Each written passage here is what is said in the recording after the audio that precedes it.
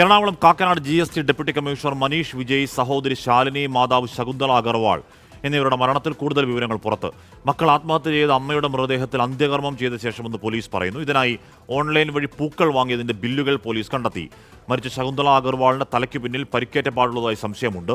Postmortem നടപടികൾ ആരംഭിച്ചു. വിഷ്ണു സുരേഷ് വിവരങ്ങളുമായി ചേർന്നു. വിഷ്ണു, ഈ അമ്മ എങ്ങനെ മരിച്ചതാണ് എന്നതിനെക്കുറിച്ച് ഇപ്പോഴും പോലീസ് ഒരു വ്യക്തത പറയുന്നുണ്ടോ? അത് പോസ്റ്റ്മോർട്ടത്തിലല്ലേ വ്യക്തമാകൂ. ഈ തലയുടെ പിന്നിലെ മുറിവ് മരണകാരണമായിട്ടുണ്ടോ വിഷ്ണു?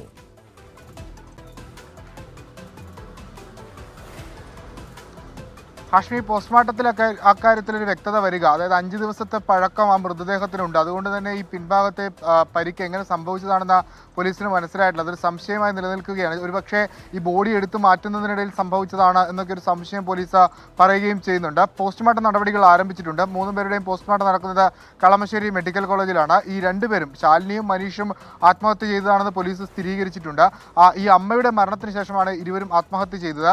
ഈ അമ്മയുടെ മൃതശരീരത്തിൽ അവർ അന്തിമോപചാരം അർപ്പിക്കുന്നതിന് വേണ്ടി പൂക്കളടക്കം ഓർഡർ ചെയ്തിരുന്നു. അതിന്റെ ബില്ലുകളൊക്കെ കണ്ടെത്തിയിട്ടുണ്ട്. 14-ാം തീയതിയാണ് പൂക്കള വീട്ടിലേക്ക് എത്തിയതെന്നാണ് ബില്ലിൽ സൂചിപ്പിക്കുന്നത്. എന്താണ് കാരണം ഈ ആത്മഹത്യയിലേക്ക്, കുറ്റമരണത്തിലേക്കൊക്കെ നയിച്ചത് എന്നുള്ളതുമായി ബന്ധപ്പെട്ട അവ്യക്തത ഇപ്പോഴും തുടരുകയാണ്. ഈ അറസ്റ്റ് ഭയന്നതെന്നൊക്കെ പോലീസ് പറയുന്നുണ്ടെങ്കിലും അത്തരത്തിലൊരു പൂർണ്ണ സ്ഥിരീകരണത്തിലേക്ക് പോലീസും എത്തിയിട്ടില്ല. പോസ്റ്റ്മോർട്ടം കഴിയുന്നതോടുകൂടി അക്കാര്യത്തിലൊക്കെ ഒരു കൂടുതൽ വ്യക്തത വരുമെന്ന് മനസ്സിലാക്കുന്നു. ഈ ജാർഖണ്ഡിലെ കേസുമായി ബന്ധപ്പെട്ടുള്ള വിവരങ്ങളും നിലവിൽ തൃക്കാക്കര പോലീസ് ശേഖരിച്ചിട്ടുണ്ട്.